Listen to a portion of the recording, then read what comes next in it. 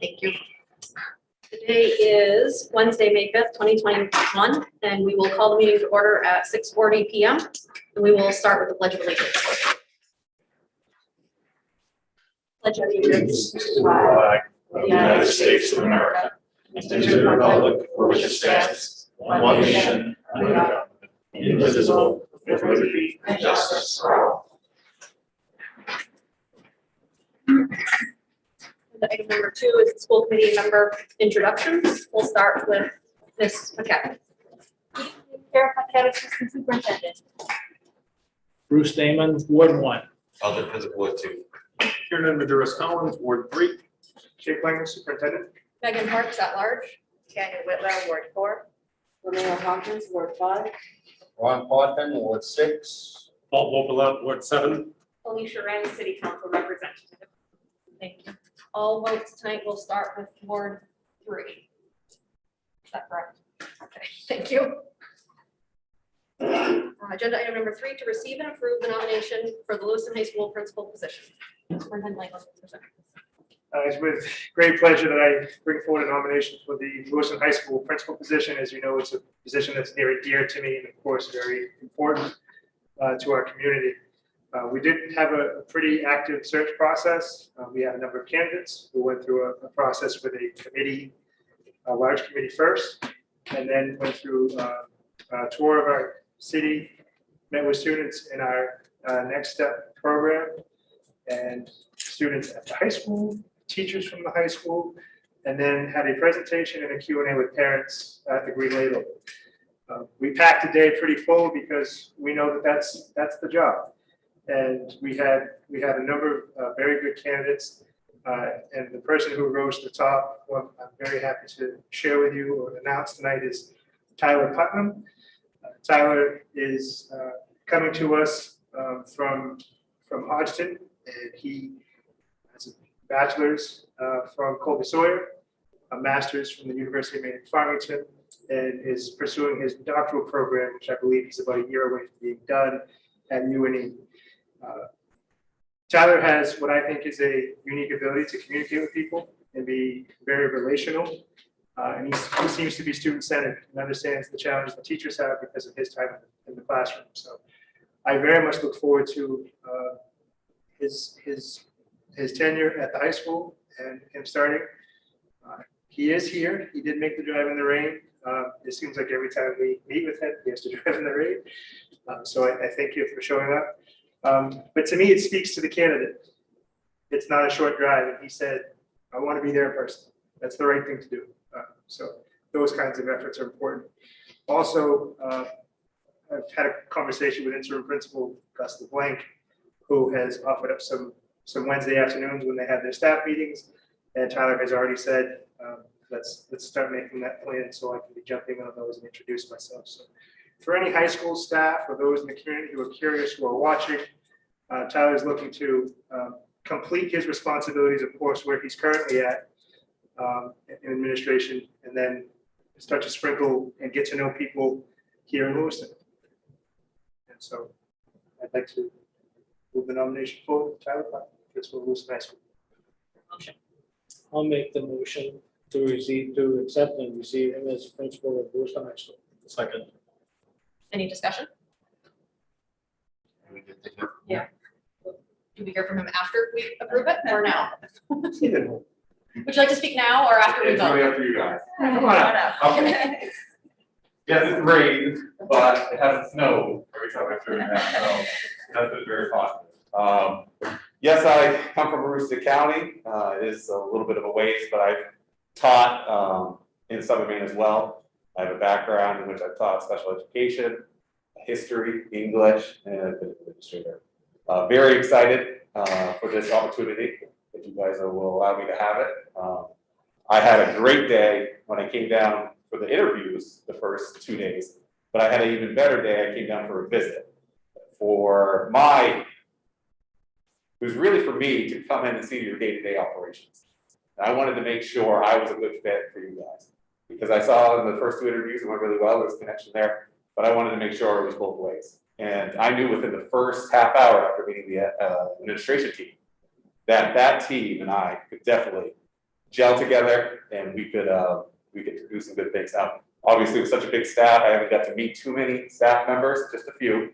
I look forward to doing that, but knowing that I had an administration team there to support me, I was very excited. So, you know, I absolutely will be all in after the school year's over, after the position I'm done is complete. But up to that point, I would love to connect with all types of employees, just to start getting to know everybody, getting to match faces with names. There'll be a lot of them. I know that's something that it'll be a task in its own. So if I can get familiar before I even start, then I think we're taking one step, you know, closer to the goals that we can start with. So like I said, nice to meet everybody. I've been actually watching you guys on YouTube since January when I started thinking about applying. So it's nice to see you guys live and in person. And now I can just come and see you instead of watching YouTube all the time. But thank you. Thank Thank you. you. Kieran, did you have your hand up before? Yeah, I just very excited about this. Welcome to Lewiston. I'd love to have a background in history. That's great. And I think that it's just such a great opportunity for the city, for the school district, and look forward to working with you. Are there any members of the public attendees online that would like to speak?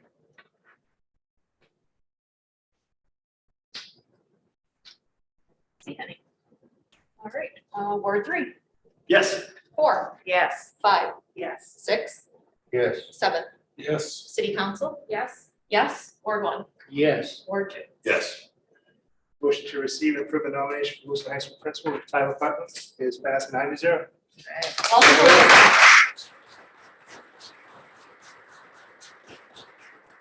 Thank you, everybody. Thank you. Look forward to working. Thank you. Thank you, Tyler. Agenda item number 4 is public input. Members of the public may address the school committee for up to 3 minutes on non-agenda items now or on agenda items later. Comments that pertain to staff, personal matters, or a student issue should be directed to the superintendent or the appropriate staff member of Lewiston Public Schools.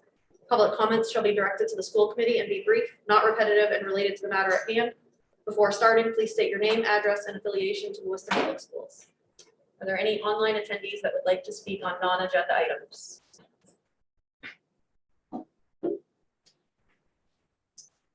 Seeing none.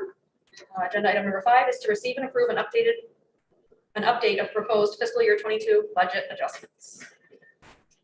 So we, last night the city council gathered and through a series of items within their agenda and also through a vote, turned down the proposed school committee budget. So I went to work today as quickly as possible to try to turn some things around for you so that we can look at our next potential steps. Yeah, do I have the ability to share my screen? You do. Thank you.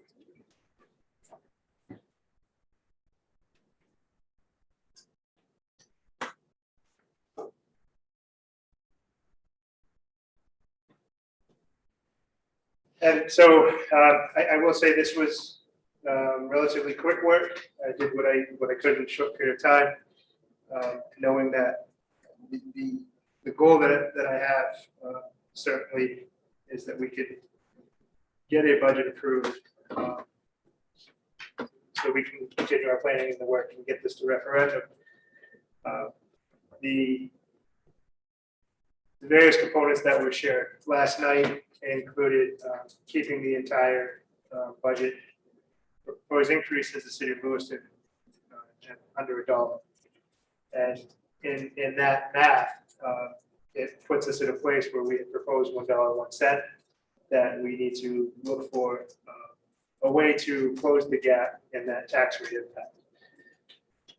I will say that members of the finance committee have contributed to an extent with what I'm about to share from a prior conversation, but again, in a one-day turnaround, didn't have a chance to sit with the full committee to do that work. So the proposal that I have before you tonight, at least to start the conversation, to move from $1.01 to a new reduction or an additional reduction, has some potential alterations. is that big enough for people to see?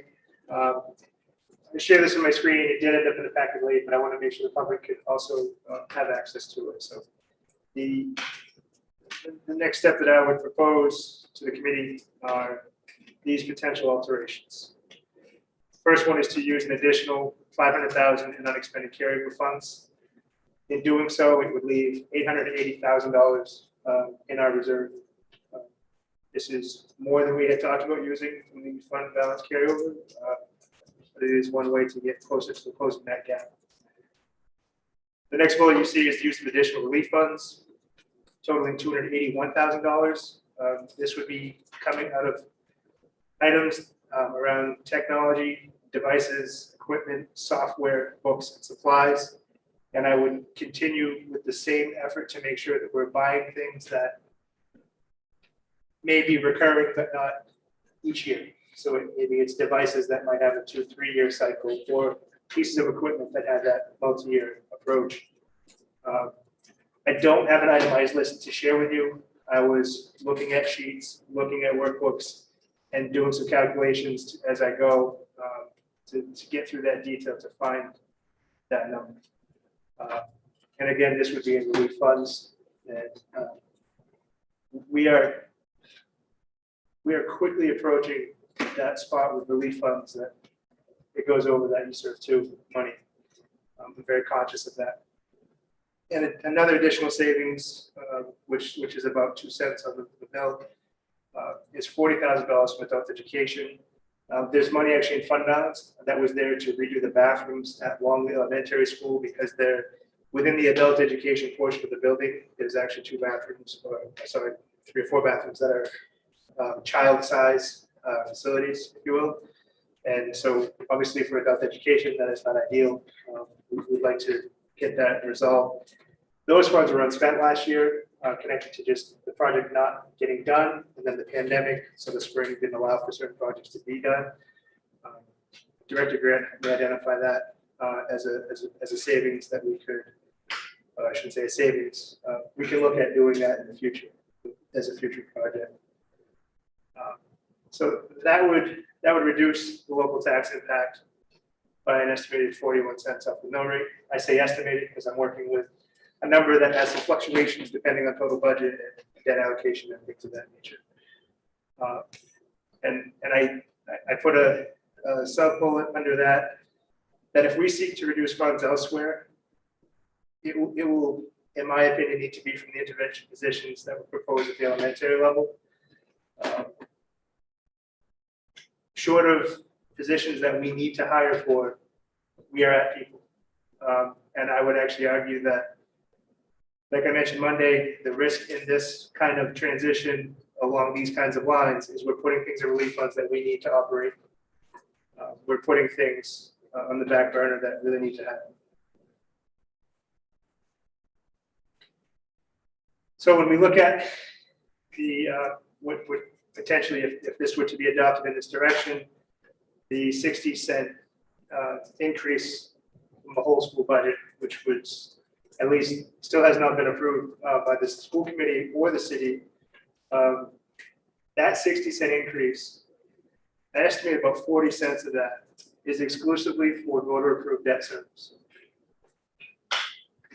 So that leaves 20 cents, or an estimated $400,000 for an over $90 million organization to grow in a fiscal year.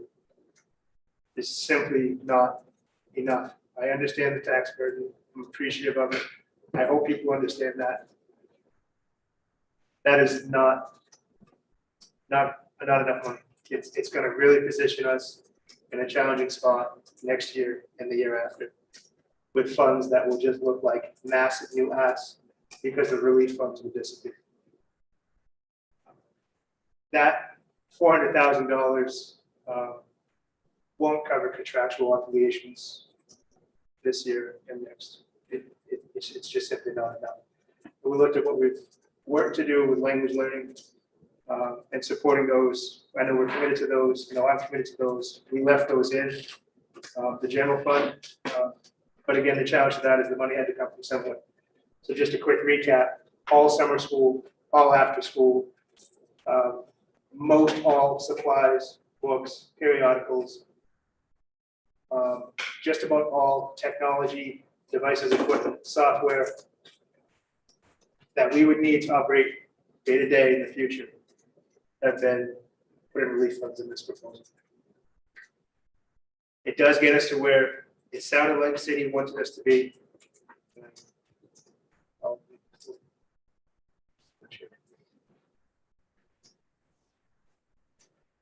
So we don't really have a choice. Is that pretty much the city council is making us get to a point where they won't approve anything above what a certain point. Until the city approves the amount in the proposed budget.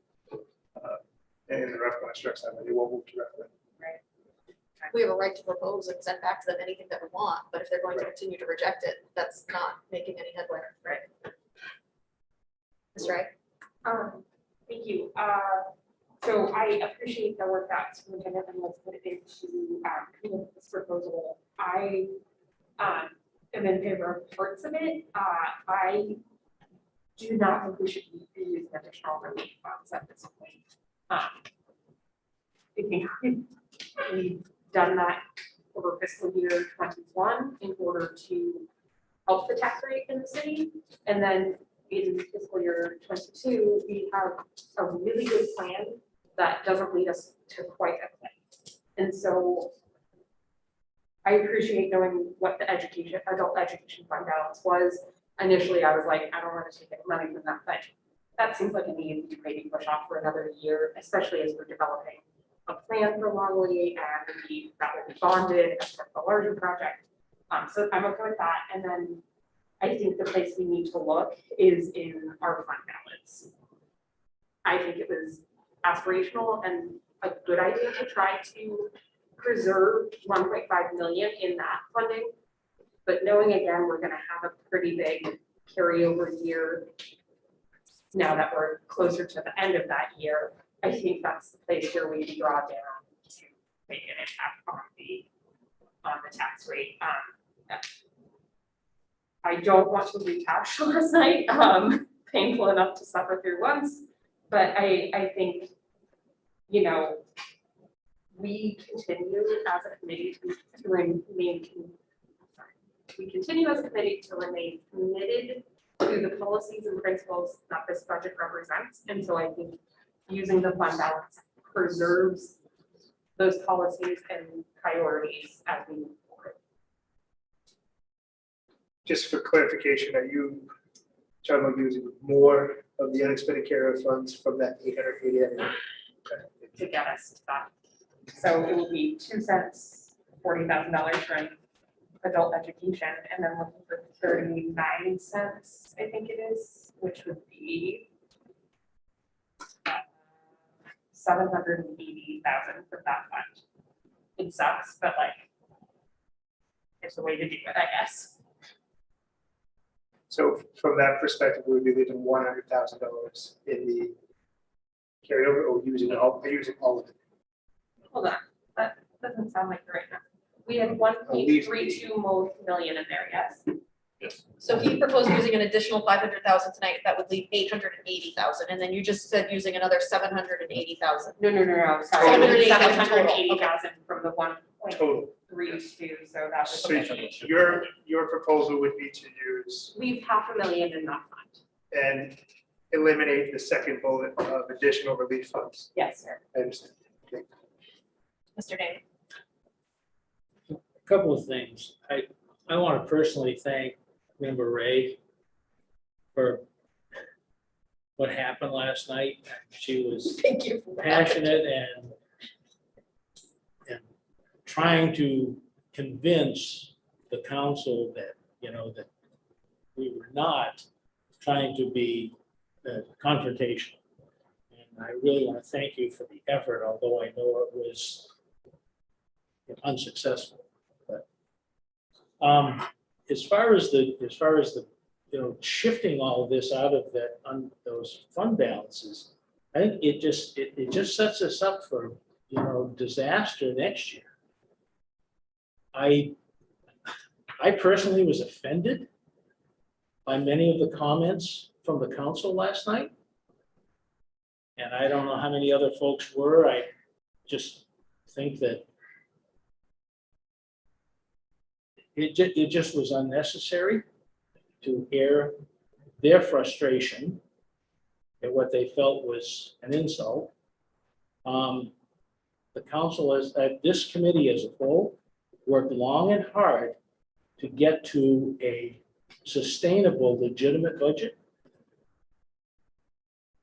To think that we're using antiquated valuations to set an arbitrary and unrealistic mill rate is just, it's nonsensical. And until the council will step up and do their job, fund that revaluation and get it right, we're going to be taking the brunt of it. And that, in my mind, is not acceptable. I watched the whole fiasco last night, and I can't describe it any other way.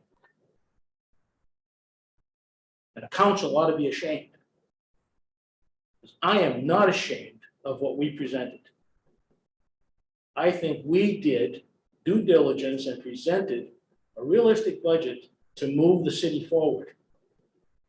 If you look at the programs that are out there, the chamber and the economic development programs that they're promoting, everything talks about how we improve the schools, how we improve the economic development of the community.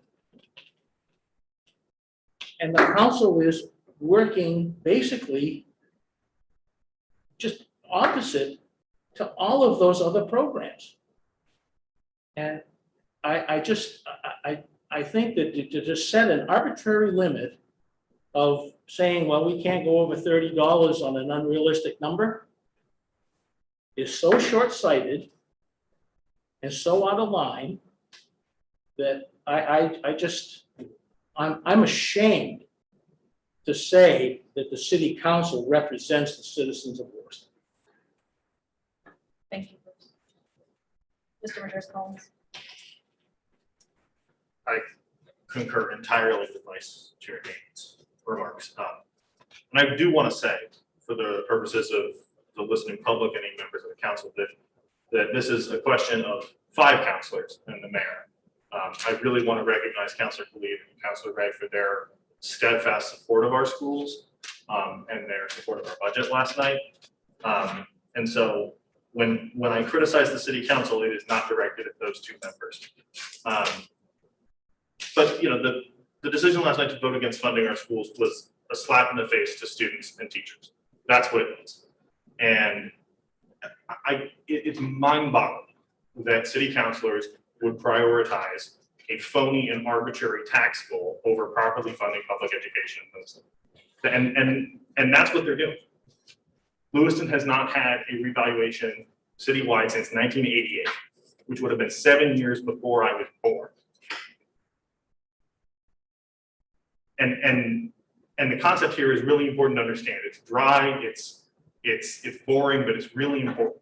This is the equivalent of taxing someone on their income based on what they made in 1988. It's completely insane.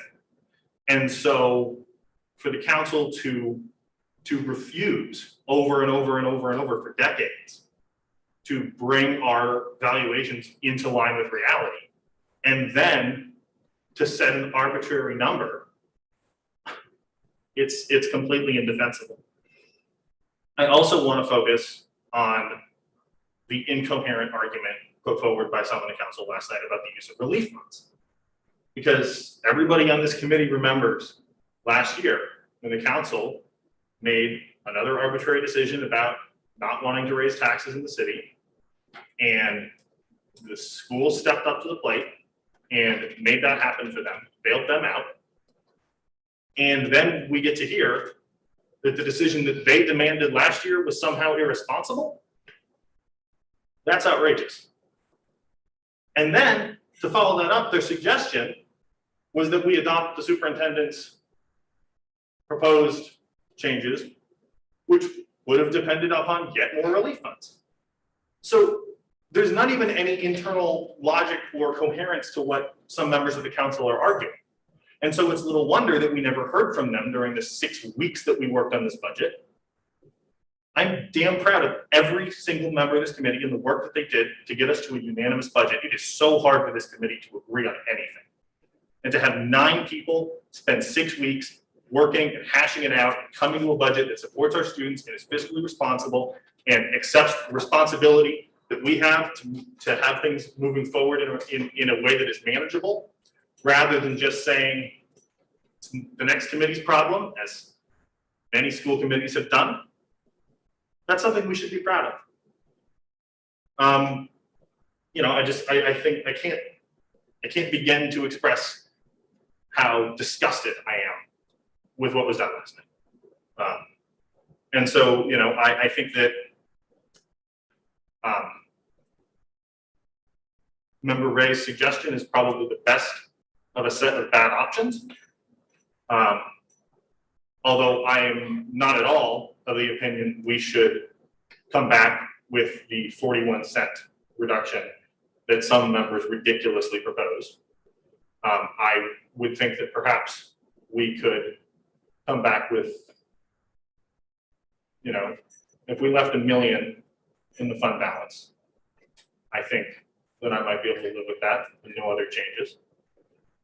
But the reality here is this committee is trying to do the prudent and fiscally responsible thing, not just for this year, but for years to come.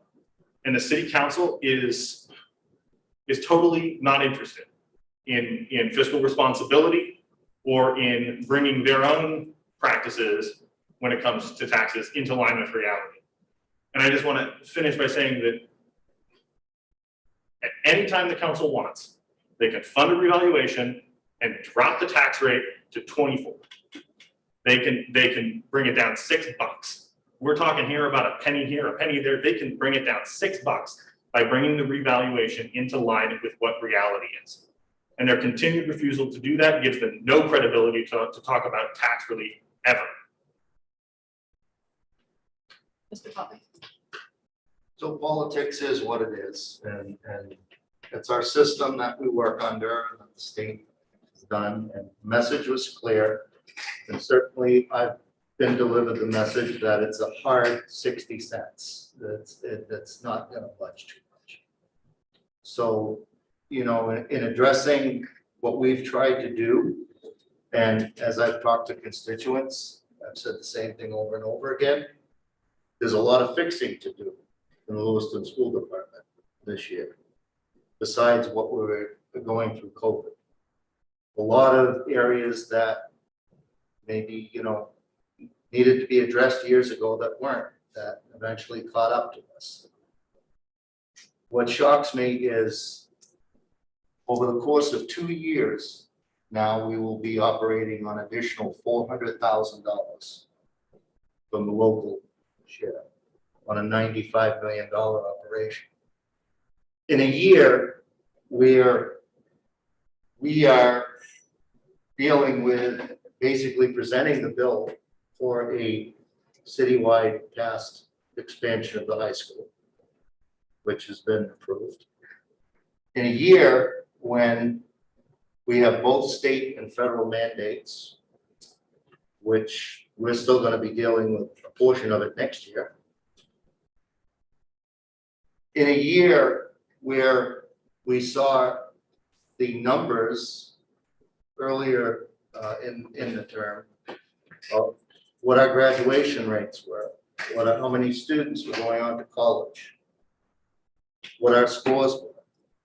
We made a deliberate decision to adopt programs and visions that address these very shortcomings.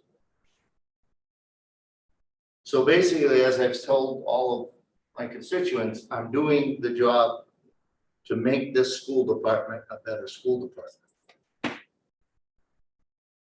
Given extraordinary circumstances that in any given year, in any municipality, if you get any of the one things that we got, that would be a challenge. So, you know, moving forward, Now, it's difficult. One thing that struck me is that the reality is, and sitting in the finance chair's position, we have a political body that only supports 400,000 an increase when we're staring at a $4 million fund balance cliff, and we're already over 2 million in the COVID relief fund cliff. $6 million that will come off of the books in the next 2 years, and we can only depend on our political body to deliver $400,000. So that to me is I've got a whole parade full of red flags flying around going, okay, we gotta maybe take a look at the reality of the situation. And that's not even accounting what the public might do at a referendum. So that being said, I got some concerns with Jake. I want to be able to embrace what you want to do. We did embrace the last two things you brought forward, and you know, maybe we should have, but for a portion of it. But moving forward, I just caution this: the fund balance, we can't recover less than $1 million in the fund balance. We can go down to the million. If we go below the million, we're just going to have about a $3 million cliff for 2 years. That's $1.5 million, just us. How do you know? And obviously, you know, what kind of help are we going to get from City Hall? So I ask you all, as we're attempting to make this a better district, do we want to get to that point where we have to tell the superintendent to make $3 million worth of adjustments? And what does that look like? So the million is that key number, that you get $1 million this year, we do the $1.5 million the following year, and we get whatever additional we can on the third year when we have to deal with the cliff. We have a budgetary item that's going to be at least acceptable that we can deal with. So I would recommend not going below the $1 million mark. That I think 380,000 of it is doable, so we can use that. The 40,000 in the I'm just wondering if our existing plans for Longley aren't already going to cover those bathrooms, that we would be, even since it's part of the whole establishment of Longley. You know, is there an opportunity that those would be taken care of through that? Because I'm sure some of the upgrades will affect the adult ed also. I think there's enough crossover. Yeah. So I would add the 40,000 in for that. The part about the 281 in COVID funds, I'm at the saturation point of COVID funds. I'm now almost equally as worried in 2 years of how to address the COVID fund cliff as I am with the fund balance cliff. So I'm from this seat, I'm not comfortable with adding another buck to the COVID fund. It's not, if there are things that, like you say, there's going to be 3-year turnovers and, you know, maybe some pieces are doable, then maybe, but nothing that's going to need to be funded in full in 2 years. We're going to have our hands full as it is. Whoever's here. So that being said, I think the reality of the situation is 400,000. We're 800,000 is our goal, right? Assuming a 60 cent request from the city. Yes, 60 is 8. And half of it can be fund balance. That we really take a hard look at what else we had put into the budget for 400,000, because whether we take the hard look now today, we're going to take a hard look next year or the year after anyway. So given that response from our political body, from the political body that has 2 members who served on this school committee and who know what we had to deal with, it would have been nice if the 2 of them actually dealt with it when they were school committee members and didn't hand it off to us to have to deal with. I think that's the thing that got me heated. We're basically fixing things, the very people telling us things, responsible. So I think that we need to take a look at the 400,000 from the actual request that we put in, and see where we can dig it out of, a combination of positions that aren't filled, to revisit that. You know, some of the things that we can somehow manage to go without a year that we can maybe take a look at next year and bring back in.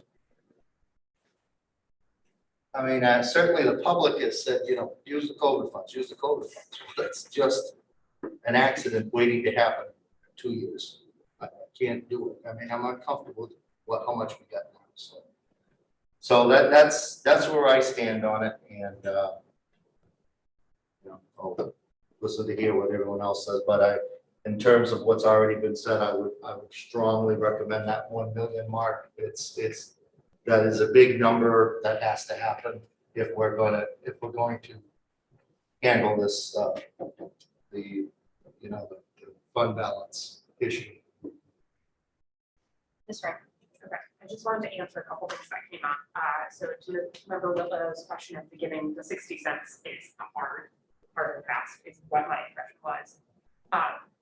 To member Majoris Collins's point, I pulled up a memo I received on April 26th from the chief assessor. The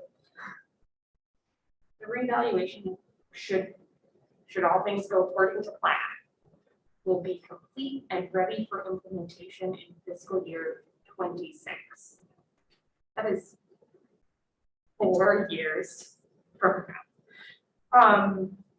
And if you remember, Damon watched last night, remember Julius Collins watched last night. I tried to force as much money into the reval now so it could happen as expeditiously as possible and hopefully it doesn't get derailed, but that no one was interested. So I don't know. So these are fun facts.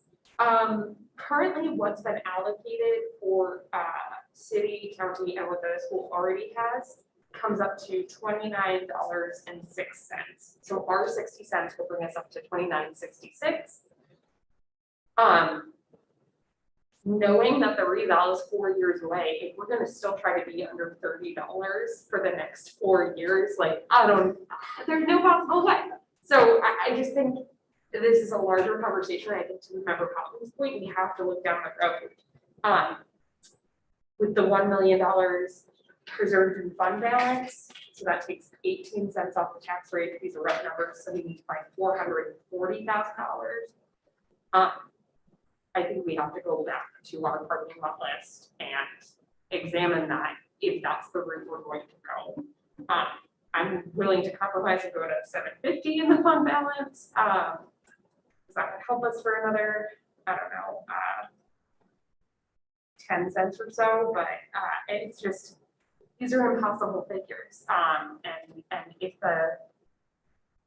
the directive from the council in future years is to stay under that 30, like I just want to paint the full picture.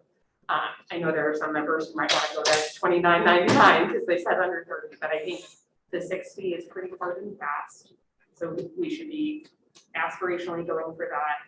I think Member Coffin, again, really sailing up with about preserving fund balance, but I think we'll have to dip a little bit below the million to make it easier on our advocate work that we've done. Sorry, it's not better news. So I want to thank Alicia and Sophia, I believe if she's watching or listening or watches this ever, for their support, because I know it's not easy being the odd people out pushing something when it seems like everybody else is against you. I didn't watch last night because after an email that I sent to my colleague on city council, it was pretty clear that I was wasting my breath and it would have been a waste of effort and impossible for me to maintain any level of composure watching that. So I didn't. I read the article this morning and that's when the composure went. That was good. And then the little bit I watched last night, that was better. I sat on the finance committee with Mr. Coffin. I've looked through the budget. Mr. Coffin is a stickler for details. We went through line by line in some cases, looking for what's where and where we do things. This was not, let's throw darts and see what we can do. This was a measured, deliberative, intensive process to get to where we got. And we're basically being told, hey, you didn't work enough, do more. I'm not impressed. I don't think the people of my ward would be impressed if they had the time and the energy after what they do on a daily basis to know just what this has been like. I said it before that I've lived in poverty, but I want to explain a little bit what that means. That means 2 years ago, I still had a Section 8 voucher. That means 2 years before that, I was on food stamps and Medicaid, Medicare. That means that just a couple months ago, I was still going to the food bank because I don't know how to budget monthly, because it's a nightmare when it's been week to week or day to day for most of your life. So these numbers in some ways really boggled me at first, and they really make sense now. What's hard for me is to look at numbers like 281,000 for technology devices, equipment, software, books, and supplies. Knowing those are things that in a lot of ways are consumables. They're gonna have to be re-upped at some point, which means there's a cost that's gonna come back. When I had, so for a brief period of time, I was on TANF. Yes, that horrible thing that everybody hates. I was the welfare queen. Eat me if you want, I don't care. $363 a month. That's what I got for myself and a 1-year-old boy. $363. And I learned right quick that without my Section 8 voucher, there's no way. It's just not doable. But because of my Section 8 voucher, the first things that happened, rent, electric, the phone I had to have because I have a small child and being able to call 911 is important. And whatever was left, which was sometimes $36, was saved because you never know what's going to happen tomorrow. I really, so much of this being in fund balance and COVID makes me queasy because I know that that's going to run out. It's not a guarantee, and I know this cliff is coming. We've talked about it ad nauseum in finance committee. We're being asked to do things nobody should ever ask a school department to say, okay, so how many kids need less books?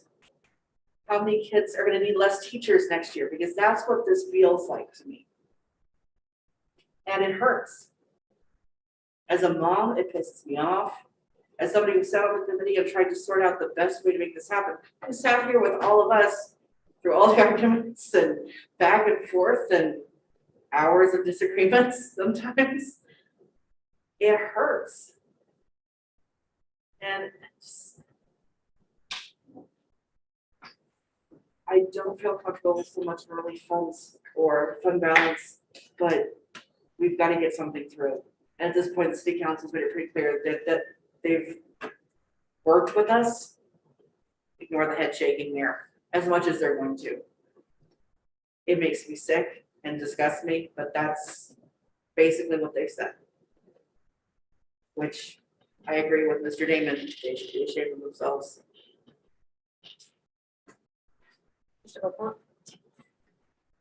Very touched by Ms. Hoffman's sharing of some private and unhappy memories. I'm very impressed with Mr. Damon and his attention to detail and his concern and the time he puts in. And tonight, of course, I'm very impressed by the eloquence of Member Damon and Member Majerus Collins and their support of what was right. I am the baby on the school committee, and when I came on the school committee, it was not to be concerned about taxes. It was being concerned about education, to help those that have been overlooked, to help those that have been underserved. The school committee has done one heck of a job trying to, again, fulfill those goals. and it is having its hands cuffed by a city council that is more concerned with a bottom line. The city council wants good jobs to come to the city. The city council wants to bring big businesses in, giving them tax support that could be used to, again, decently support education. I am very concerned about the implications of further cuts. The committee has been very effective. My point of being a teacher for so long to make sure that our teachers are spoken for, and I haven't always agreed with everything that they've said, but it's a healthy disagreement. No way is it concerned with the bottom line. We need to support education as best we can. If our hands are tied with the current system and we have to make cuts, it should not be cuts that affect the education directly. But I don't see where they're going to come from without some effect. So I would just like to reiterate my pride in being a part of this this family, despite the fact that we have our political differences, our socioeconomic differences, and so on. It's nice that we have some unanimity. I guess the only solution is in the next election in November to promote candidates that will be supportive of education. Thank you.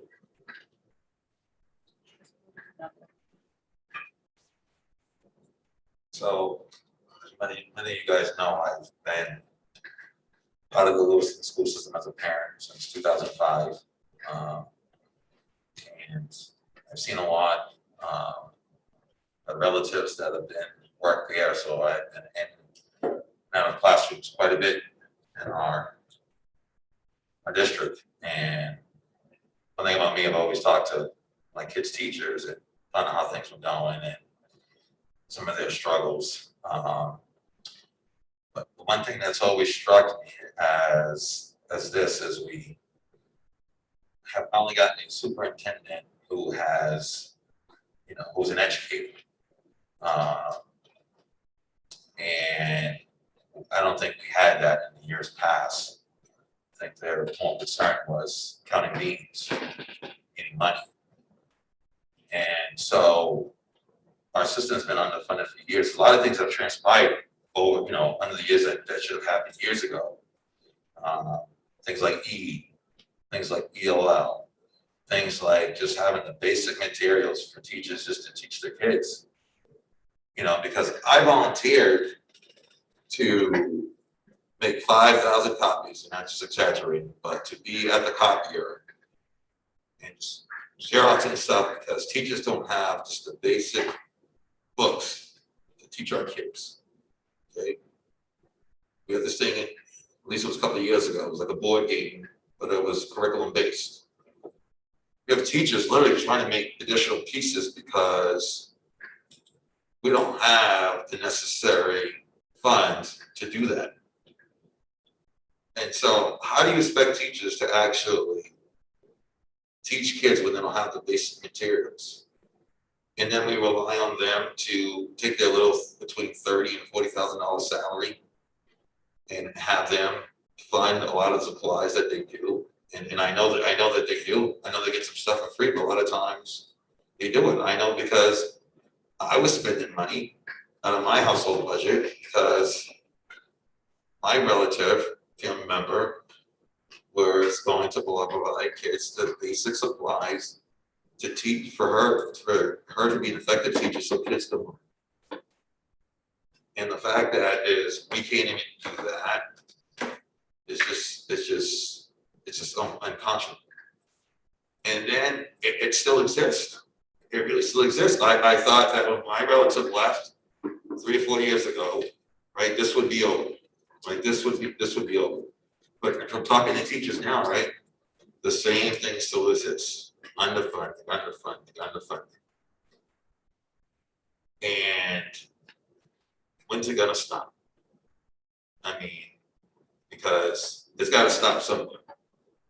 We can draw, on the negativity of the bloopers of city spending that's taken place very publicly in the last 3 months.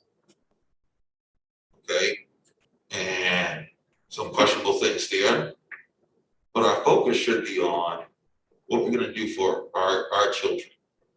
And trust me, I'm getting calls of saying who are for the budget, against the budget, and different things, why, and how come you guys didn't listen to Superintendent Williams, this and that. You know, we did what we did. Let's walk away to the process. We came up with something, you slapped us on the hand and said, hey, that's not good enough. We came up with something that was very fiscally responsible and did a lot of things, got everything we needed in, and then you still slap our hand away. And, you know, why would we on Monday listen to the other options when we stand behind our product? You know, and I try not to take things personally. You know what I mean? I know they think and they're acting in good faith. You know, I'm not saying that they're right, but they think they're acting in good faith. Well, you know what? We're acting in good faith too. And we're acting in good faith for our kids, our teachers. And I know sometimes the teachers say, hey, you know, you guys don't support us and blah, blah, blah. But you know what?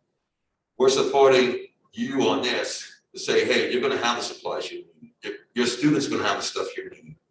Okay, because the buck is gonna stop you. And so, you know, I'm not keep focused on the negativity, but I will say that I think we did the responsible thing in trying to, again, school committee, our first priority is to improve our district, since it hasn't been improved, at least fiscally, over the last, you know, the former regime before the last one. And so I think we're operating in good faith. I think we're doing the right thing. And I'm not all into the numbers and I don't understand all that stuff. And I'm not trying to sound like I do. You guys explain it, I get it, but in office solutions, I'm unable to. I just want to highlight that I'm very proud of this group to come to this place of really trying to really advocate for not only our students and for our teachers and for our community. You know, it comes down to list and say take a hard at the parking lot list. The only thing I would say that I'm even willing to even consider is taking a look at is asking, do we need as many vans as we have? That's the only thing I'm really willing to even question. Did you want to answer to that now, or is that just sort of? That's just out there for. Mr. Driscoll. So, I want to point out another element, what was said last night,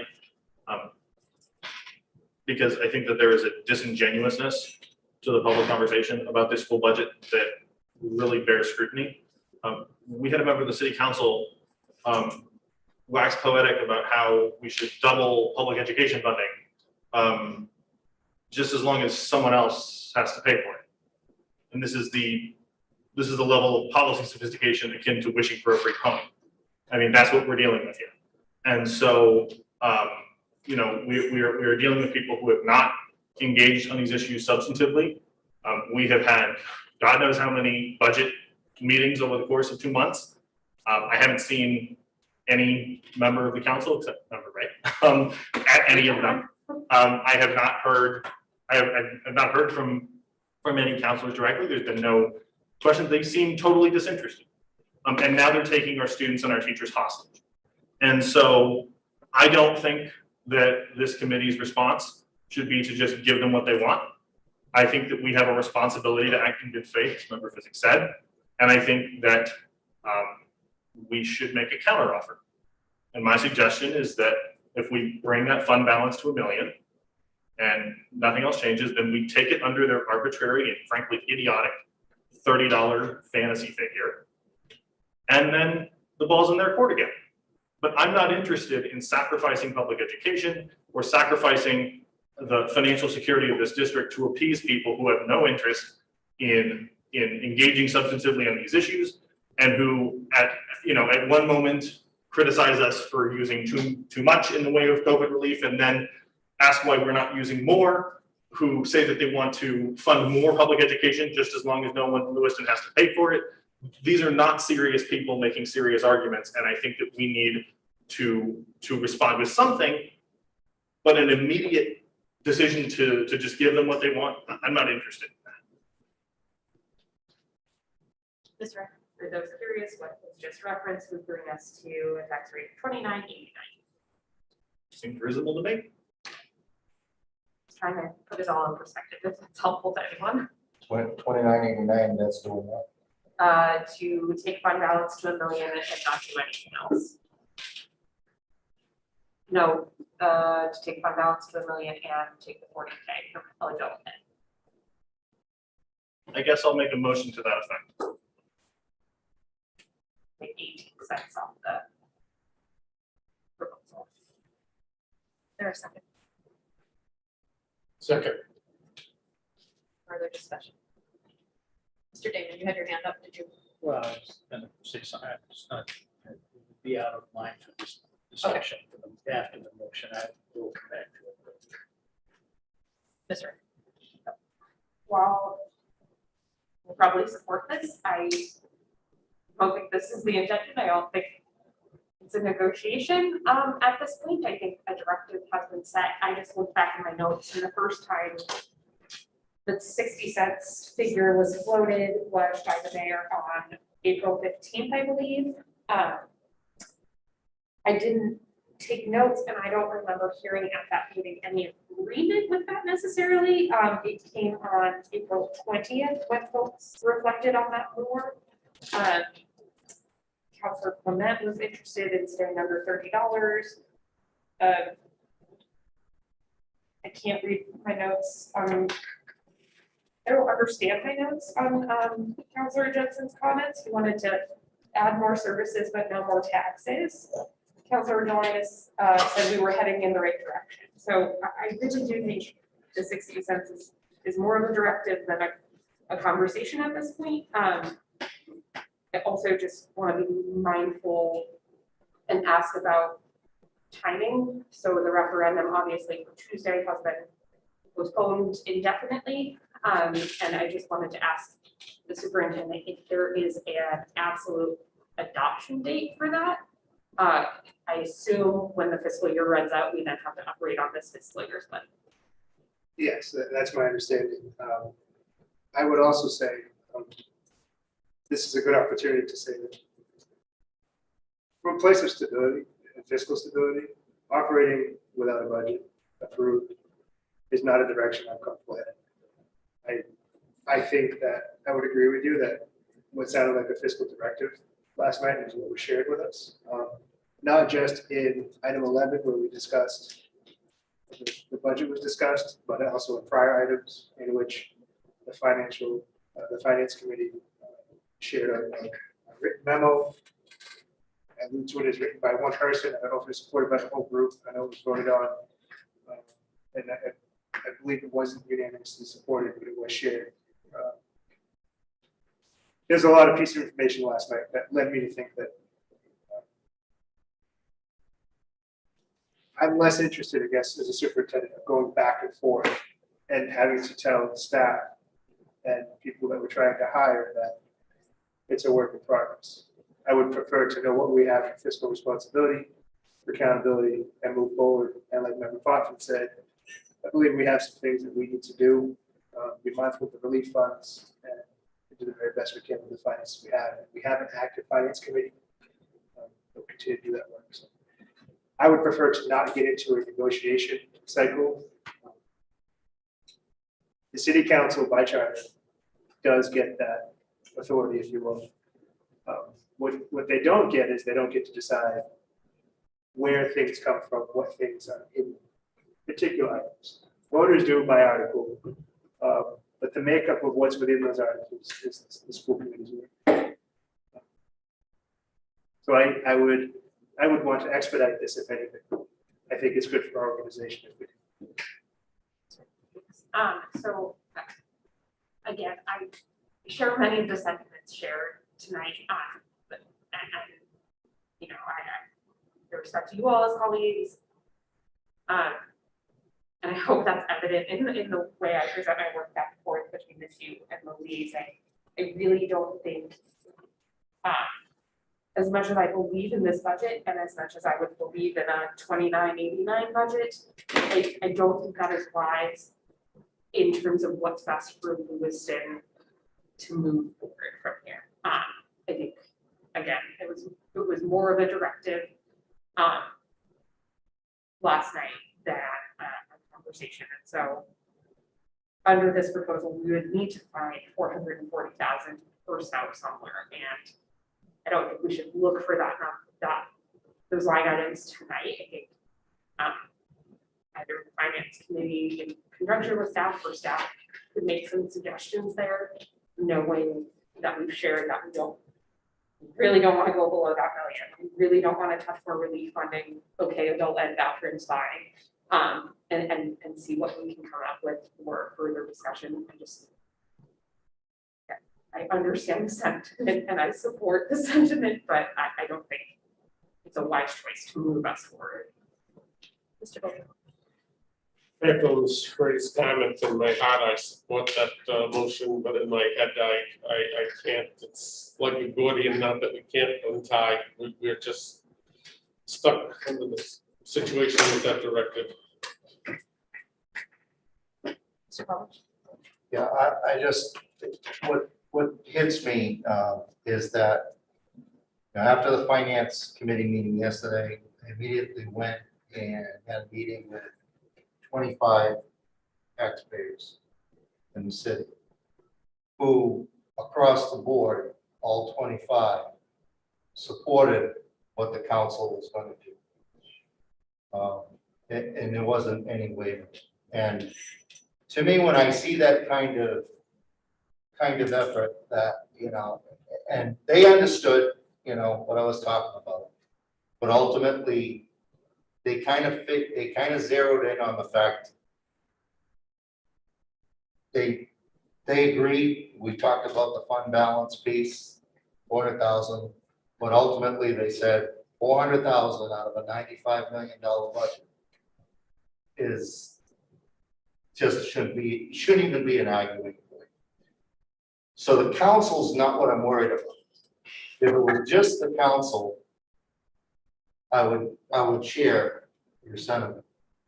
Unfortunately, this is going to the public, which is at this point in my seat, I have not, seen anything that tells me they're not supporting the actions of their councilors. So, and that's just from my district, from people I know. And with that being said, I would kind of echo what Jake is saying, that we shouldn't play tennis right now.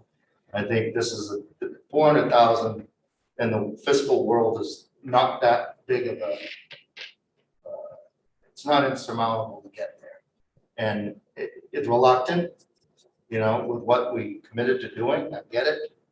But given that there's going to be a vote, if we try to go back and forth, I think that the public would weigh in. What do we do then? And we got to play tennis with the public? No. And so for 400,000, we were talking 4 million. Okay, we'd have a bigger argument. 400,000, I think, and quite frankly, I think we can do it tonight. I don't even really want this sitting out there for the public, council, everyone else. They're already going crazy on Facebook, so it's like, I just think that for look at it, it's not even that. I mean, 400,000 off the fund balance with the 40,000, 360,000 to get to their 60 cents. Right. And one thing I wanted to ask Jake is those positions, you got a line there. You talked about, I forget what the name of the positions were. Those were positions that if we didn't have another way or to use these pieces, that we're at positions. And those aren't actual people in those positions. Those were No. proposals. These are things that this committee supported and our students need. And how many positions of those would it take to get the 360? That I'd have to go back and look. I have looked at between 3 and 6 positions that were potential. Didn't feel comfortable going there, knowing the will of the committee to have those specific supports that so many of you supported for students. So I can do something. And just to clarify, those are positions that would help our students recover from what they've lost during COVID, correct? That and to just close learning gaps that exist, there were learning gaps in our community prior to COVID. So yes, those positions would be targeted, intended to close those learning gaps. I think that, like 5 weeks ago, we had sort of started touching upon this conversation, and we had Ms. Avery here that night, so that made it easier. I don't know if these numbers are available tonight or not, but I would be interested in, we can't cut positions. We can't, even if there isn't a human in them right now, our students need those. I don't want to have a conversation about cutting positions. I think I would like to know for the last 5 years, what we have carried over each year in the fund balance and how much of that we used each year for the budget. We currently have 5.9, 5.9. and I know that Bobby had said that we're on track right now. It appears that we'll potentially roll over another 5.9 starting in July. I think that rather than having a discussion about cutting positions or cutting things that directly impact our students, I think dropping a little bit on the fund balance, knowing that we're going to be replenishing that in a few weeks, really, is probably the best way to go to meet this need, so that we're meeting the needs of our students and we're also appeasing a city council and a public that needs to vote on this. So I think that that's where the answers lie, is exploring the fund balance a little bit more. Mr. Madeira's comments. Sorry. So you want to do all 41 cents from, 41 cents, is that right? The four, yeah, we don't have the shared screen anymore. The 40 for adult ed and then 39 cents. at least play out the numbers for what's coming out of the fund balance. Yes. Thank you. Thank you. I do want to bring attention, Allison Litton does have her hand up. Yes. Kieran, did you want to speak? Yeah, And then I I'll mean- go to Allison. Sure, I will say my bit and then we can switch to the public and hear from folks. What I will say is that perhaps members in other wards are hearing different things, but the folks who live downtown, the folks I listen to, I'm frankly having conversations with people about why they should vote for a budget that is insufficient. And I am sick to death of people who are relatively well off and relatively privileged holding a gun to the head of our school district on this threat about, not funding what our students desperately need. It's disgusting. And, and there is a serious risk that people who believe in public education will not come out to vote for a budget that is inadequate and irresponsible. I think that we owe it to our students and to our staff to do everything that we can, and to, rather than taking a directive from an elected body, as an elected body, that's frankly insulting. I didn't hear any vote to that effect at the city council meeting. And even if they did, which they didn't, I wouldn't be that interested in it anyways, but they didn't. So we don't have a directive, we just have a no on the budget that we presented. So in good faith, we have an obligation to present a different budget. And in good faith, we have an obligation to present a budget that is perhaps a little bit lower than what we have presented, but we have no obligation to meet an arbitrary and frankly ridiculous number because we imagine that there is this this need. I'm not interested in appeasing the city council. I'm interested in working collaboratively, but of course, they're not here once again. And so I guess what I would say is I would encourage people to keep in mind that you cannot take for granted that supporters of public education will continue to turn out and vote for budgets that are inadequate and that do not meet the needs of our students when they see us caving to ridiculous demands from the city council. I'm in agreement with the chair that insofar as we make moves on this stuff, it should be within fund balance. But I very, very much want to hit the 1 million number, present that as an option, and let the people of Lewiston take that in. Frankly, I also would like to see the city council working as hard as we are, We're here the next night. Are they gonna meet tomorrow to consider our proposal? That's what they ought to do. If they care about our students, that's what they ought to do. We ought to be meeting back-to-back nights until this is done. And if the council doesn't want to work that hard, well, that doesn't surprise me. Just real quickly, you had mentioned what of that amount would be 39 cents, which is $781,794 roughly of the 1.3 that's remaining. And Half a million in there. pardon? It would leave like $500,000 in It there. would leave 598,206, which is roughly 29 cents left. And then I would also say that the warrant articles as written for the referendum, they still have that question at the bottom of was this budget too low or too high? And so the committee vote will be the authority that comes from here. But ultimately voters, if they so choose, could vote to approve or not approve this budget and also indicate is it too low or too high.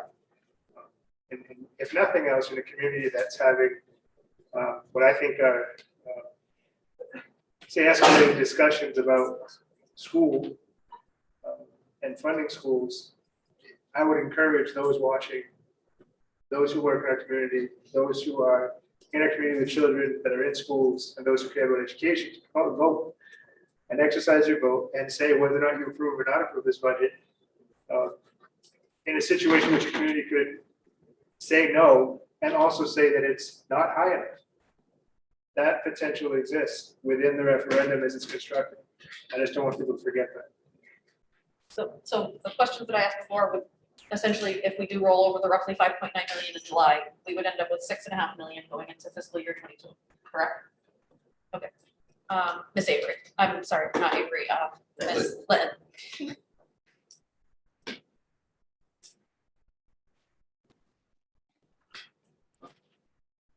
Good evening.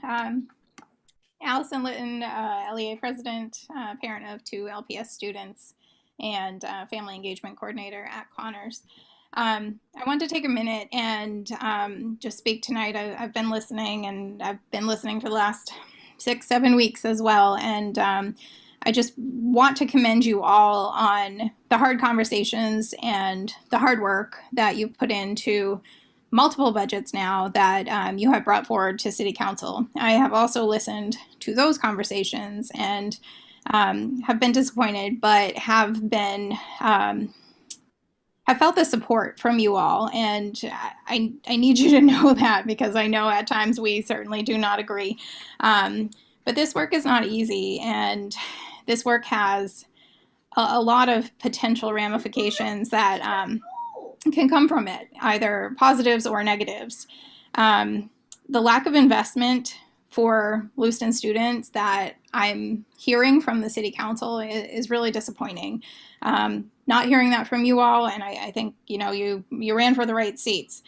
I think my biggest concern that I'm hearing within this conversation, I continue to hear Superintendent Langlis and others as well state that the needs of our students will not be met. In my opinion, bringing forward a budget that will not meet those needs is irresponsible. And I do understand the pressure that you all are under, and as well that your hands are tied to some extent. But please do remember the responsibility that you have for all of our students, my own included. The COVID relief funds are exactly that. They are COVID relief funds. They are a Band-Aid for an injury that has occurred in the last 18 months. They are not something that can sustain us. They are not something that will be reoccurring. They are certainly not something that was meant for anything other than support of the school system to deal with the situations that have come up because of the COVID situation. I am a little concerned. I understand the basics of the approval process for the funding. Superintendent Langlis and I have spoke. Assistant Superintendent Karen Paquette and I have also spoke, and I've done some work on my own. The approval process is a bit of a lengthy one, and whatever is submitted, it's not an automatic approval. If we're budgeting for things that are necessities and for some reason those don't get approved, what happens? Do we ask teachers to spend even more time on Donors Choose and GoFundMe? Do we start selling candy bars? What situation do we put our educators and our students into? And certainly what do we do in 2 years or less than 2 years when those funds are gone?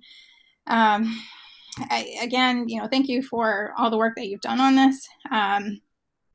But, how far will these relief funds truly go? And are they being used in an appropriate manner if they're providing relief to the city council or taxpayers where the relief is supposed to be for the benefit of our students? Thank you. I just want to share a conversation really quickly I had with somebody that I know through some of my volunteer work. He helped run one of the local homeless shelters. He attended the meeting last night for a different part of the conversation and stuck around because he knew the school budget was coming up and the conversations with me knew how important that was to me. He messaged me this afternoon and said, "Are you okay?" When somebody you know from volunteer work says, "Are you okay?" you know you're not just imagining the situation you're in. I appreciate what Ms. Litton said. It's good that more people understand that this isn't just the school committee being pig-headed, trying to push through something we know we can't do.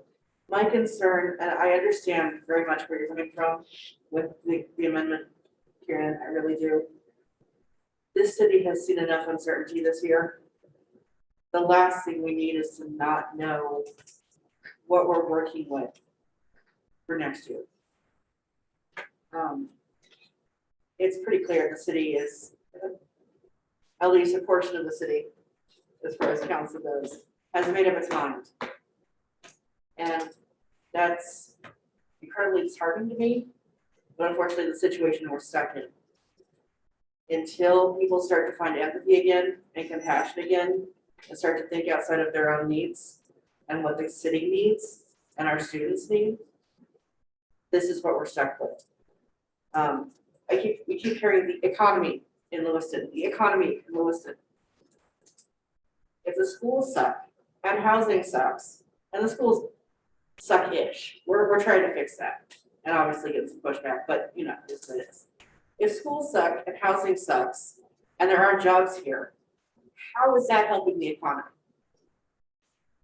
It doesn't. But if schools aren't where students need them to be, nobody's going to want to move here. If they don't want to move here, they're not going to want to live here. Maslow's hierarchy is a thing. Basic needs must be met before anything else can happen. Education is a basic need that this country committed to a long time ago. And we're clearly dodging that buck, apparently with this budget and several budgets before, clearly.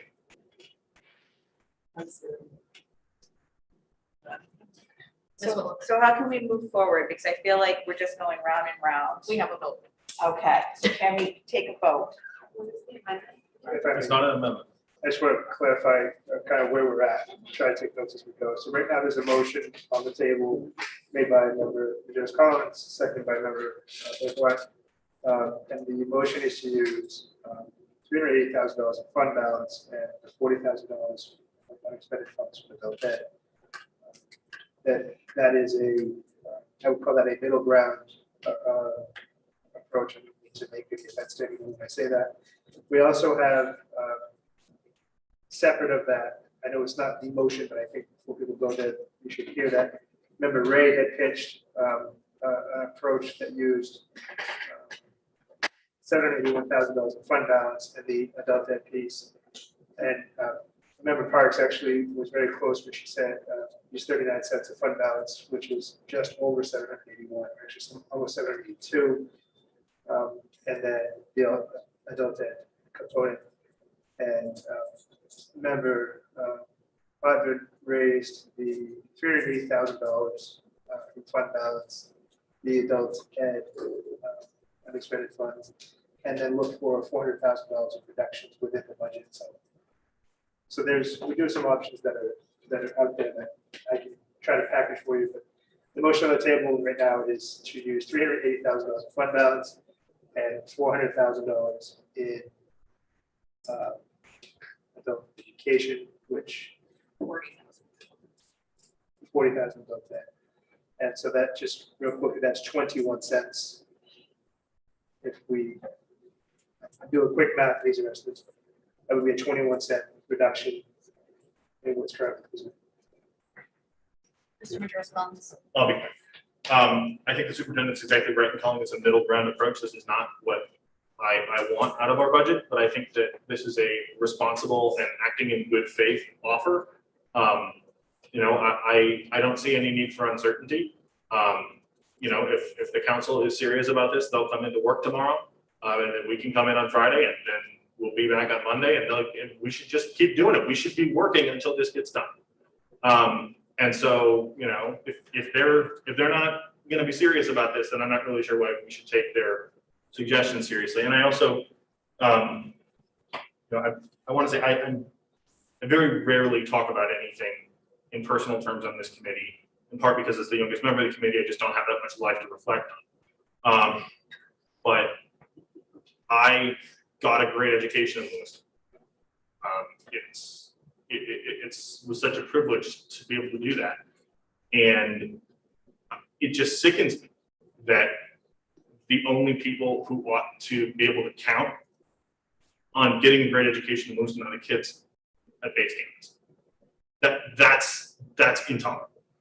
And you know, if this is a community that cares about its future, cares about economic development, cares about the welfare of its people, it will invest in education.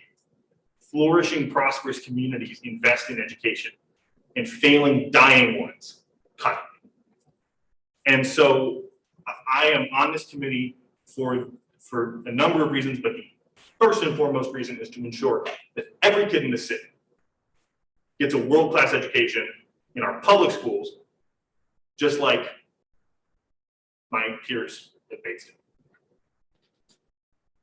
Get a clarification. The motion is addressing 420,000.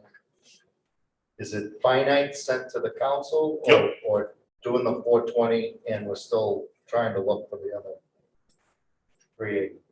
I mean, my motion is to adopt the budget with that singular modification and to send it to the council, and to perhaps with a note that says, we hope you'll come into work tomorrow and take this seriously and work as hard as we have.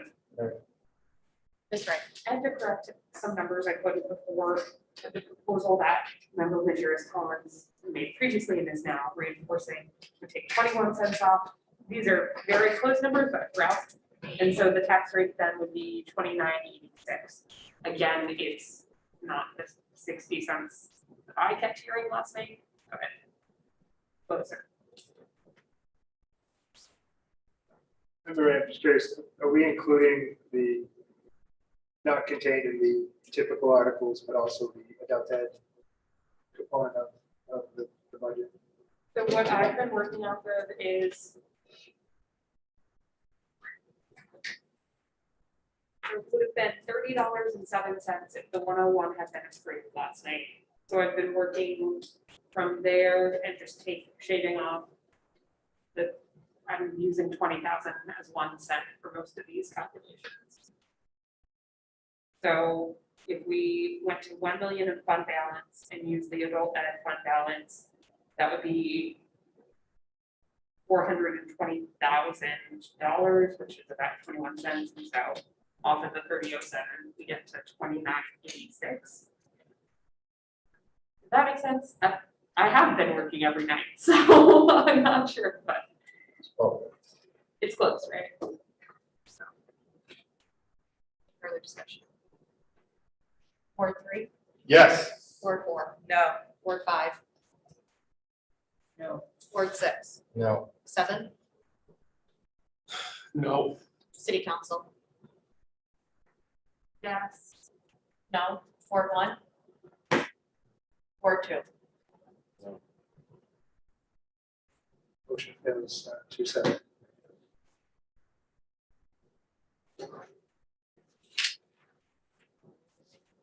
Are there, is there a motion I'll make a second motion taking into account the chair's position.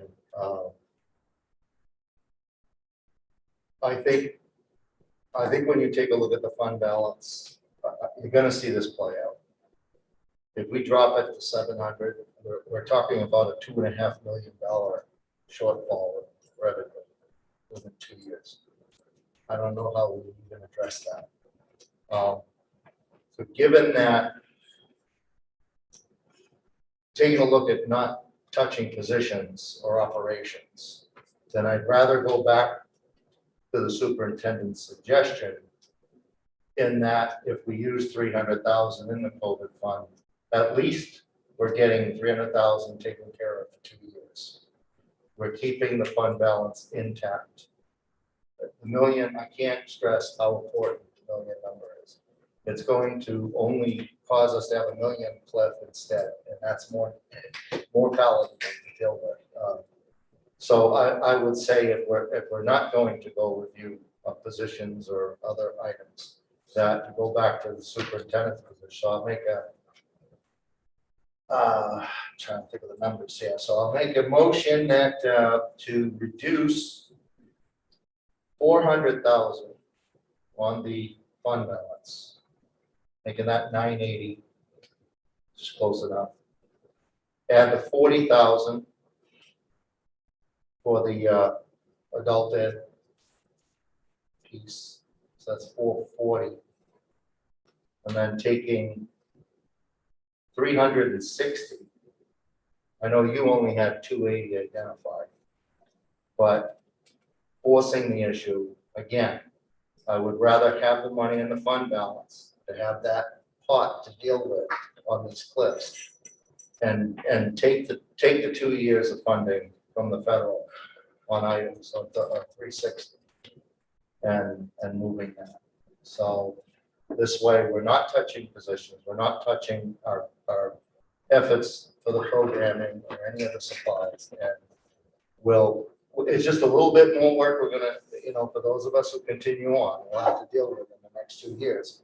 But at least it gets us through this year, whole, delivers the 800,000 that the council wants. I think it will put the public at ease at that point, because it's only going to amount to a 2% increase, and we can move forward. So I'll make that motion. Just so I repeat that out loud, so we'd be looking at using $400,000 from fund balance, $40,000 from adult ed, the $360,000 would be items that we move to relief. And that just adding up, that's 800,000, and that would be 40 cents per vote.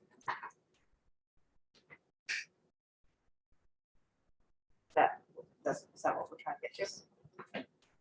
That would put us at 61 cents. Make that motion. I'll second that motion. Discussion. Ms. Wright?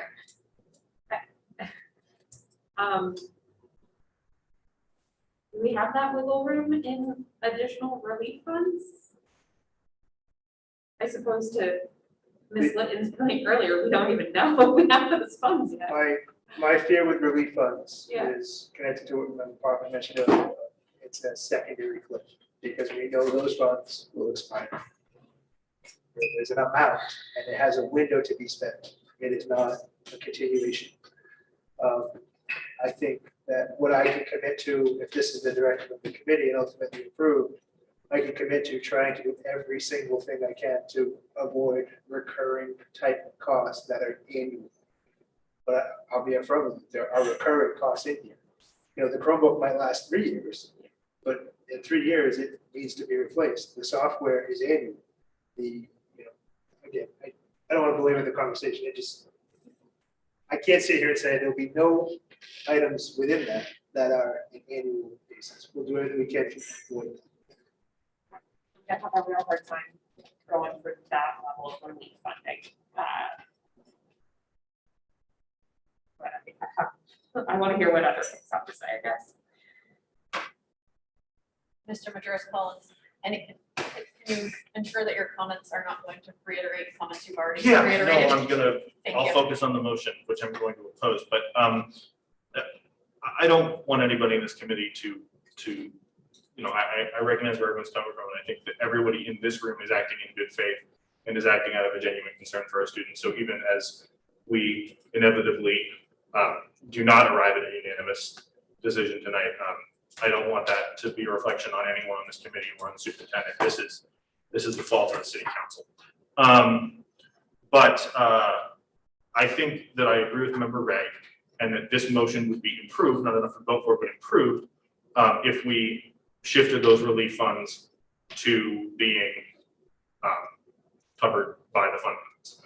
And so I would offer an amendment to zero out the use of relief funds and shift those funds under Member Poppins' proposal to be fund balance funds, yes.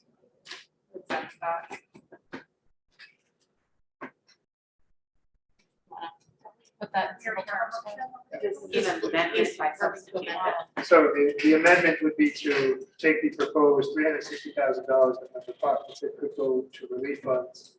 And instead of using that $360,000 in that way, to use $360,000 additional dollars from fund balance for a total of $760,000.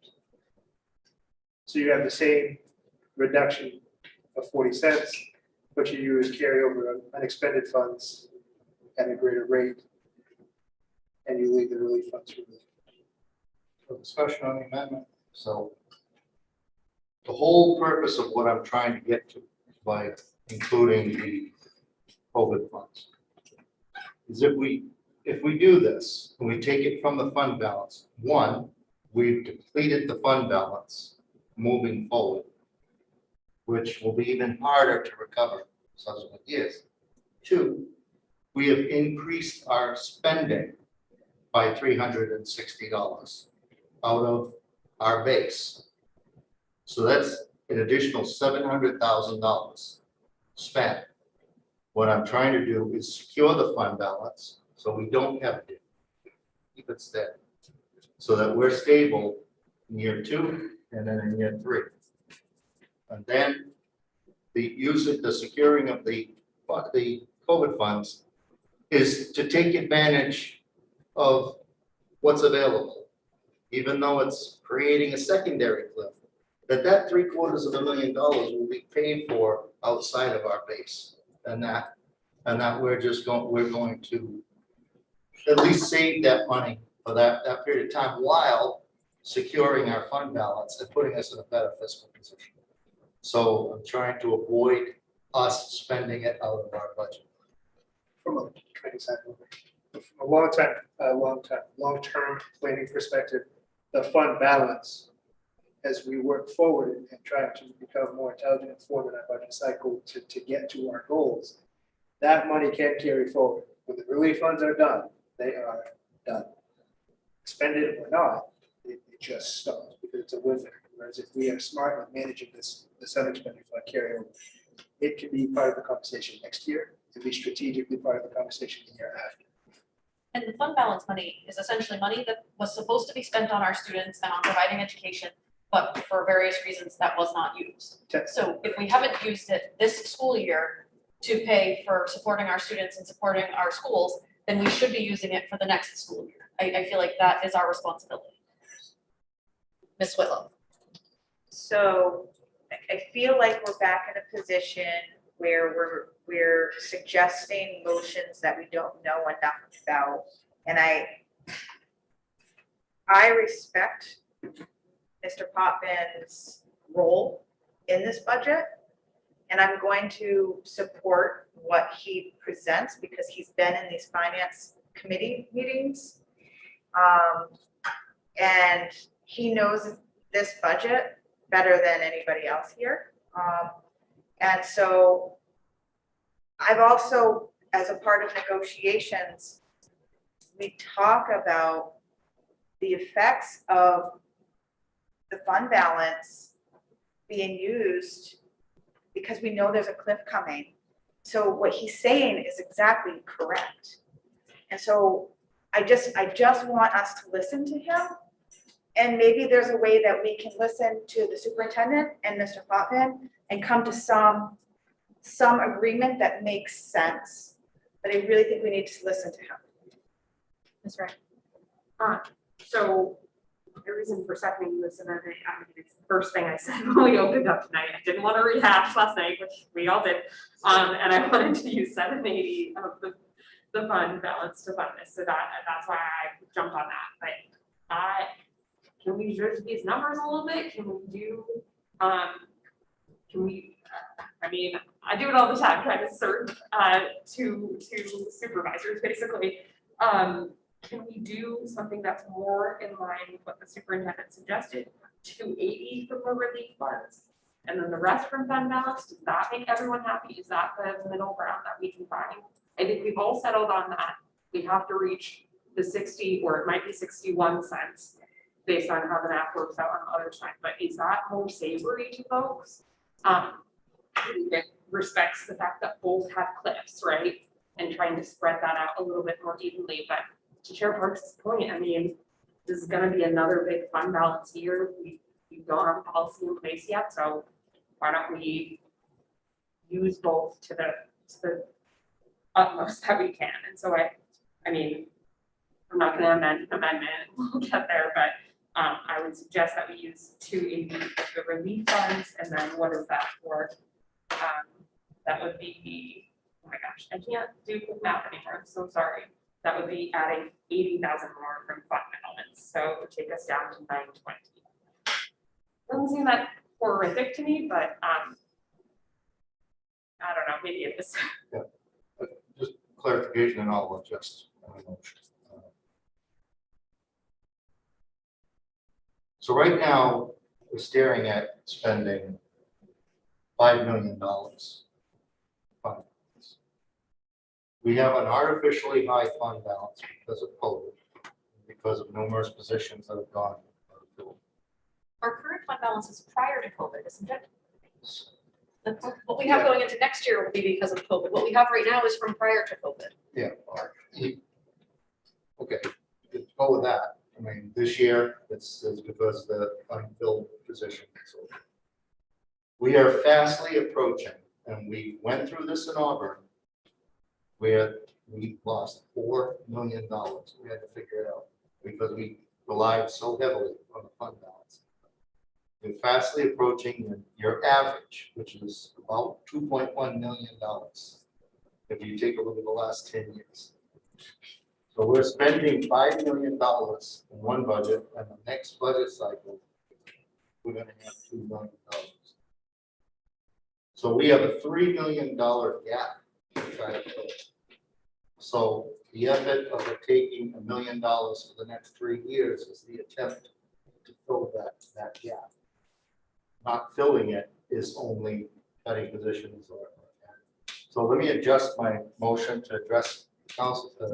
Unfortunately, Member Potvin, the amendment has to be dealt with before that happens. Where are we? Who amended what? There's an amendment that is on the table to do. Are you willing to make a friendly amendment? Is that what you're trying to do? No, I was. No, okay. Can you make an amendment on his amendment? We have to. No, we have to deal with the amendment first. Let's just vote on his amendment. But we know you have something queued up. Mr. Madras-Collins. I'll be quick. These are two bad options. I'm not going to vote for either one of the main motions, but I do think all told, it's better to have one cliff than two, and that's the impetus to this motion. To only be facing one problem rather than be facing two problems. But Member Popvin's points are reasonable, and I understand where he's coming from. So we are now voting on Kieran's amendment, which says what? The amendment is to use $760,000 from fund balance in lieu of using the 360 relief, splitting the difference. So this would be using $760,000 in fund balance, $40,000 from LPS. everybody on the same page with that? And that's only 40% reduction. And 40% reduction. Correct, at 40 cents.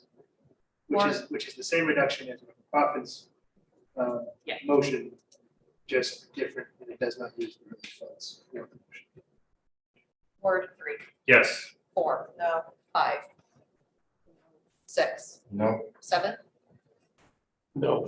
city council, No, no, Ward 1, Ward 2. Motion plus money. Do you want to, so I want to adjust my motion.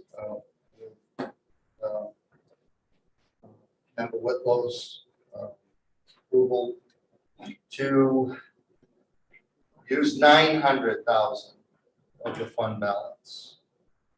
I mean, we're securing 900,000, using 480,000. boy. Using 480,000 of the fund balance, therefore reducing it to 900,000 for balance. With the 40,000 from the adult ed, and using your recommendations on the 280 figure that you presented tonight to defer to COVID relief funds. Was grand total for 800. I had pitched 281. Okay. I don't know if you're okay with 281 or just. ballpark, So makes it However, just put the extra 1,000 in the fund. 280. and that puts us at 60 cents or the 61 cents? Not that it matters much. So that would get us somewhere in between. Okay. It's all gonna, it's not exactly 20,000 on the side, so it's gonna be, this could be between 59 cents and 63 cents, honestly, so.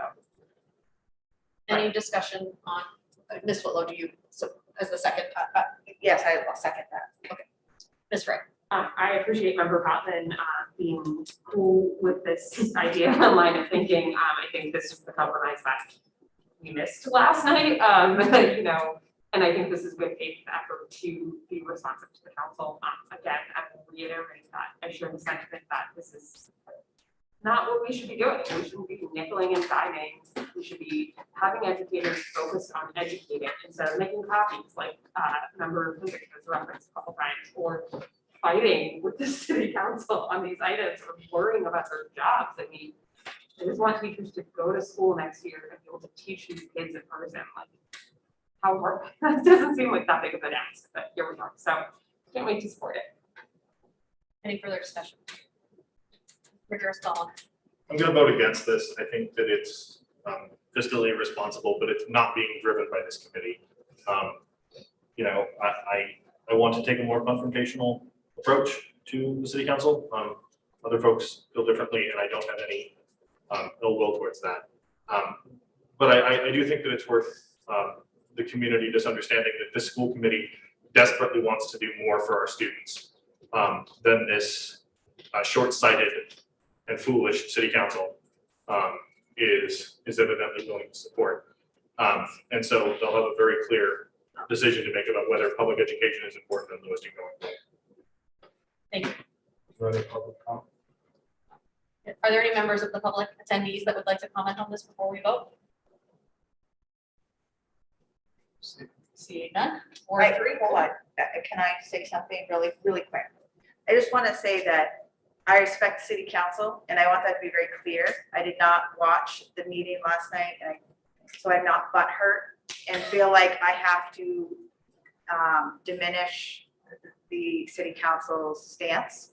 And it's not a personal attack. So I want that to be very clear. I want to work with city council, and just because certain people have strong opinions, I don't want that to reflect on my opinion, and that's their opinion solely. So I just want to make that very clear. So now I'm ready to vote. Okay. Mr. Damon. Just one last comment, and I'll make it very brief.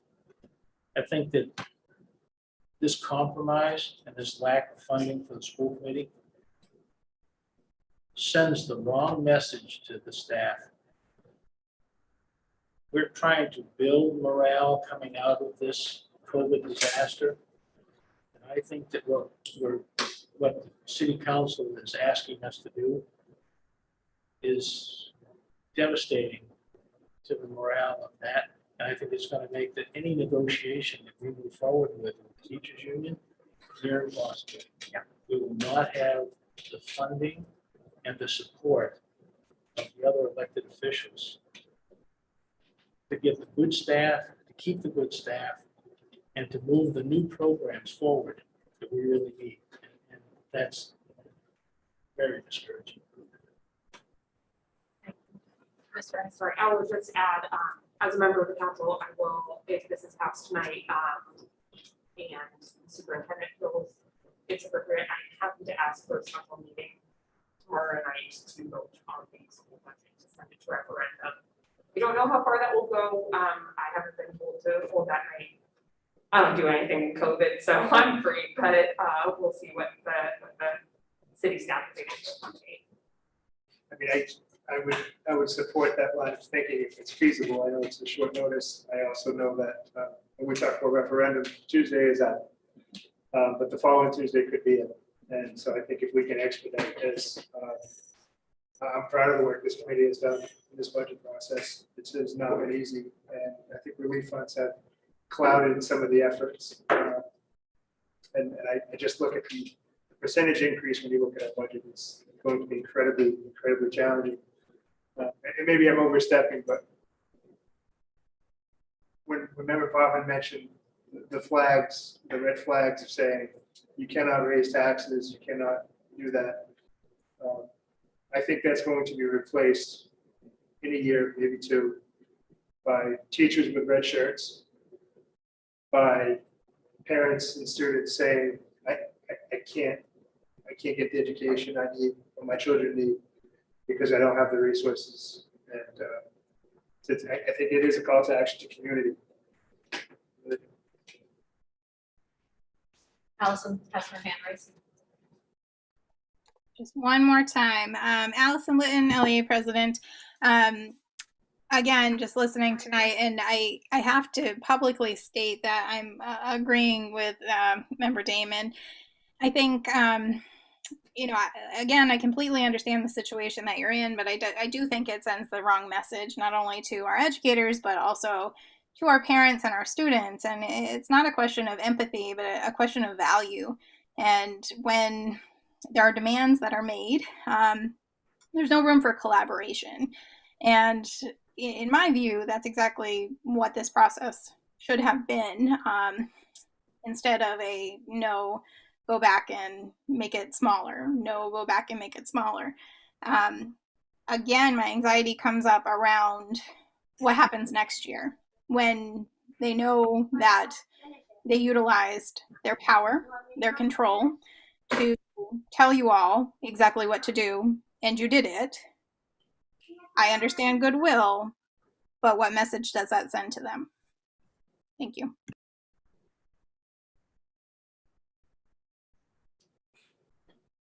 Mr. Beauclaw. I so admire Mr. Juris Collins' passion and willingness to do what he thinks is right, but I think the reality is that our hands are tied. We face a deadline. The system is working against us. I'm not throwing in the towel, it seems they pretty much have us over a barrel. Until we can, address those issues on a larger, grander scale, I don't see confrontation.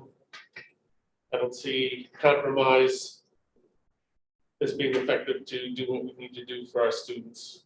I taught under the idea of no budget several times in my career in Auburn. It's very dissettling. What if they need to cut? What are the positions that are going to be cut? Because we all know that in most cases at the end run it comes down to people and programs.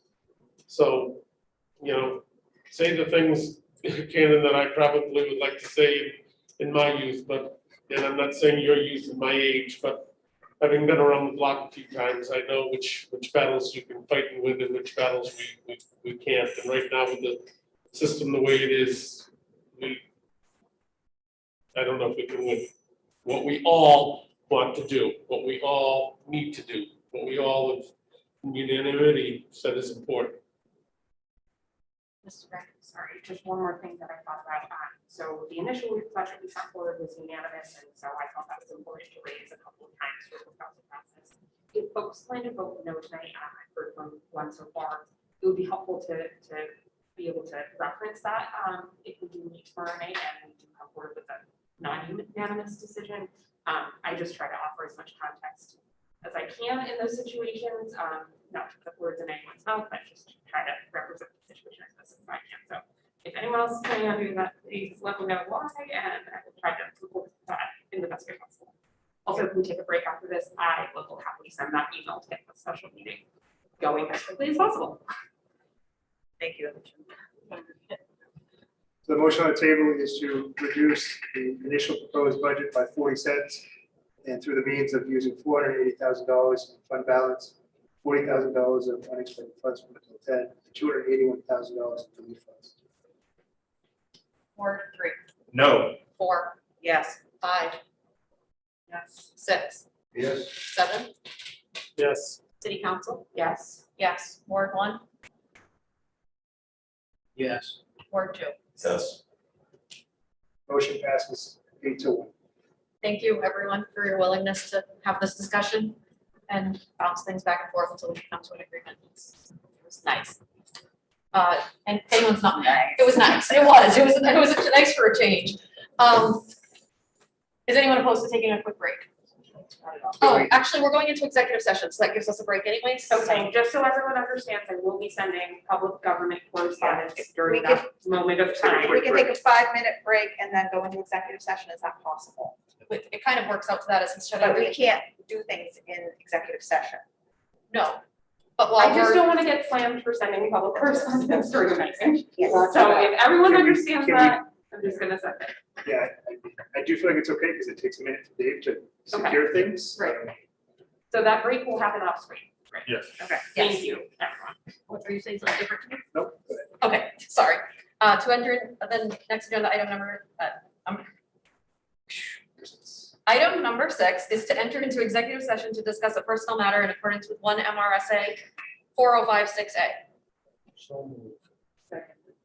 Ward 3, Yes. 4, Yes. 5, Yes. 6, Yes. 7, Yes. city council, Yes. yes, Ward 1, Yes. Ward 2. Yes. Thank you. School committee is in executive session at 8:33 PM.